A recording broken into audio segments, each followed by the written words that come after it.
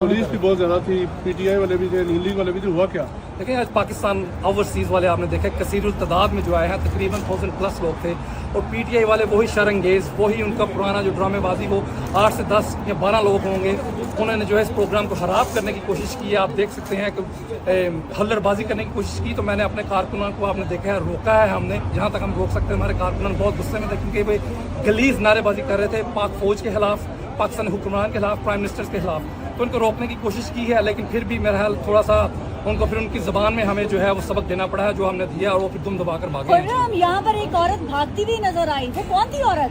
ये वही औरत है जी जो कहती है कि पता नहीं मैं क्या चीज़ हूँ। तो आप सबने देखा है कि हम की बात करें जी, वो फिर दुम दबाकर भागी है जी, वो भी वन ऑफ देम, वो भी दुम दबाकर भागी है। जब हमारे लोग वो तो कहती है कुर्बानी दें, पाकिस्तान में सारे बच्चे शहीद कर दें, सब लोग वो कुर्बान हो भागते जाएं। हुए की कुर्बानी आपने देखी है जी, कैसे वो देखी है। दुम दबाकर भाग रही थी जी। देखी है जी तो कैसा महसूस कर रहे हैं भगाते हुए लोगों को? अल्हम्दुलिल्लाह जी, हमने पहले कहा था कि जो लोग ये जिस तरह की हरकतें करेंगे उनको उसी ज़बान में जवाब दिया जाएगा, और उसी ज़बान में इनको जवाब दिया गया है। और ये दुम दबाकर भागे हैं यहाँ से।